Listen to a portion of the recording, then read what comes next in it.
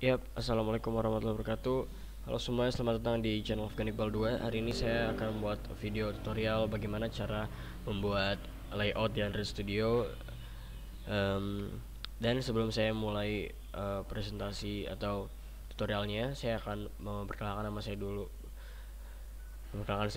Nama saya Muhammad Iqbal Afghani. Dan kalian bisa panggil aku Afgan. Saya berasal dari Jakarta Timur, dan saya sekarang bersekolah di SMP dan boarding school, dan lebih tepatnya sekarang kelas 9 SMP. Oke, jadi langsung aja kita ke video tutorialnya.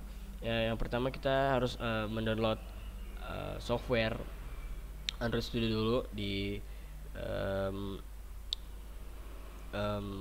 mungkin kalian bisa download di Microsoft Edge, atau mungkin di Google Chrome, atau mungkin kalian juga bisa download di um, Opera or something like that ya, seperti itu.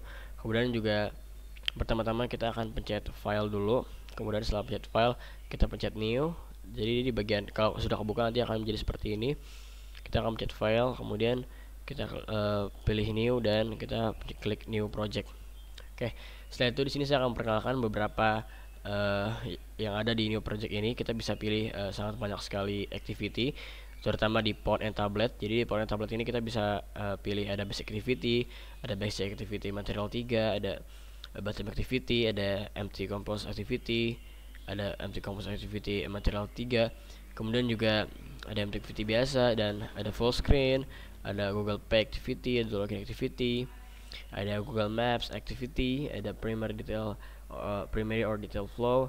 Kemudian juga ada native C++, juga banyak sekali.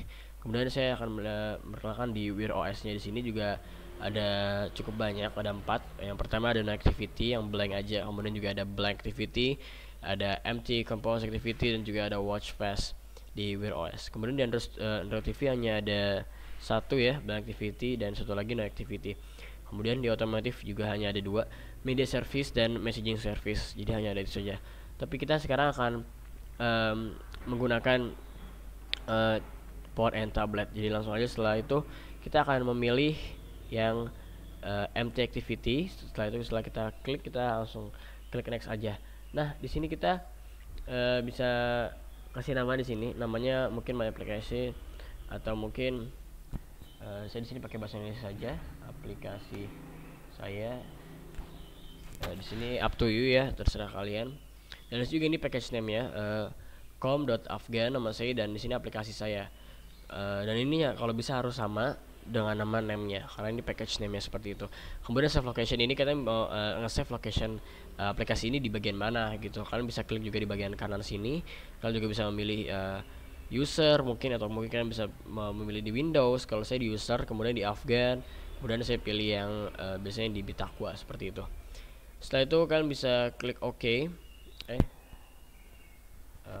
Sorry, di Afghan kalian bisa pilih app, klik OK aja.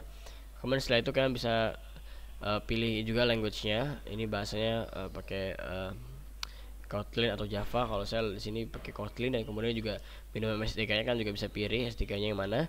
Kalau saya di sini akan memilih API 33 Android Tiramisu, karena menurut saya itu lebih better, karena itu yang terbaik untuk saat ini. Kemudian kita akan mengklik finish. Oke, kemudian setelah itu nanti akan muncul tampilan seperti ini. Ini kita tunggu saja. Biasanya loadingnya agak lama untuk beberapa laptop. Alhamdulillah di sini saya cepat. Oke, kemudian setelah muncul seperti ini, berarti ini yang baru ya. Ini tadi yang bagian lamanya, bagian belakang, bagian lama ini yang barunya. Jadi ini adalah activity baru. Dan tampilan yang ada di activity baru, yang pertama sini ada activity main XML, kemudian ada activity kit, dan juga ada build Gradle seperti itu. Nah, kemudian di sini kita juga saya akan memperkenalkan beberapa yang ada di layout yang baru kita buat ini. Yang pertama ini adalah app-nya, aplikasi saya. Ini yang tadi kita sudah buat ya. Ini juga ada Gradle juga. Di sini Gradle sangat penting sekali. Kemudian juga ada apps, ada library-nya. Ini libs tuh library seperti itu, dan sebenarnya ada SRC-nya, ada Android test-nya, ada main-nya. Jadi ini benar-benar sangat complicated sekali. Jadi saya juga pas saat pertama kali belajar Android Studio ini cukup pusing dan complicated, tapi saya rasa memang untuk belajar Android Studio itu memang tidak mudah, karena saya juga di sini pemula untuk hal ini, dan juga di sini sudah sangat banyak sekali. Artinya juga di SRC-nya ada Android Test, kemudian ada Java, ada COM, ada Afghan, aplikasi saya, dan example instrument test. Kemudian di sini juga ada main juga ya. Di sini juga ada main, di main ini juga ada Java sama REST. Di sini juga ada Android manifest XML. Nah, di sini ini biasanya kalau misalnya kalian habis memasukkan sesuatu, kalian harus masukkan di sini dulu untuk bisa dijalankan seperti itu. Kemudian di sini juga ada bagian tesnya, ada Git ignore. Sini bisa kalian coding juga di sini, dan kan juga tetap harus ingat karena ini menggunakan Kotlin. Kemudian di sini juga ada build Gradle-nya seperti itu. Build Gradle, kemudian ada ProGuard Rules Pro, kemudian ada Gradle juga di sini. Gradle yang di sini ada wrapper juga ya. Jadi ada Gradle wrapper jar, kemudian wrapper properties, ada banyak sekali. Kemudian saya akan perkenalkan di bagian atas saya ini ada file. Ini kalau misalnya kalian ingin mengekspor menjadi zip, ya caranya sangat mudah, karena ada beberapa orang-orang yang ingin mengekspor jadi zip dan ada yang bingung bagaimana cara untuk bisa mengekspor untuk menjadi zip. Nah, ini kita kayak bisa untuk klik file seperti tadi, tapi bedanya bukan klik new dan new project, karena ini bukan membuat layout baru, tapi kita akan mengekspor. Caranya adalah kita klik export yang ini, pilih export, kita diamkan, jangan langsung diklik juga bisa seperti itu. Kemudian nanti akan muncul tulisan seperti ini, kita akan bisa pilih export to zip file. Jadi jangan pilih yang HTML, karena kita kan ingin membuat zip file, jadi seperti itu. Nah, untuk kita membuat menjadi APK nya ini sangat mudah sekali. Kita bisa klik build, kemudian kita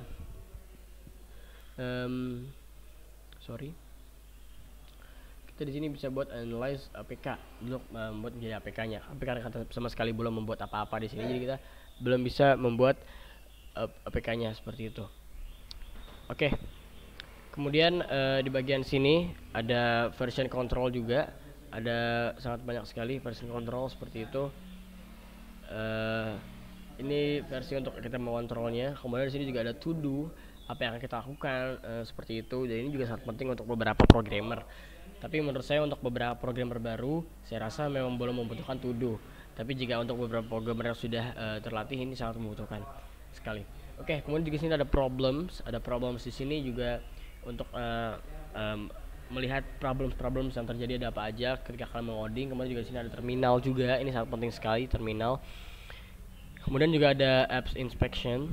Di sini saya agak lupa itu untuk apa, tapi yang pasti penting sekali. Kemudian di sini juga ada logchat ya. Nah, ini logchat ini untuk mengecek apakah codingan kalian tuh semuanya benar-benar isinya benar gitu loh. Karena ada beberapa logchat yang isinya codingannya tuh salah gitu. Nah, untuk sini untuk memberitahu bahwasannya codingan yang kalian buat ini benar atau salah gitu. Jadi kita bisa mengecek atau menyaring, LG Logchat ini bisa menyaring mana yang benar mana yang salah di codingan kalian seperti itu.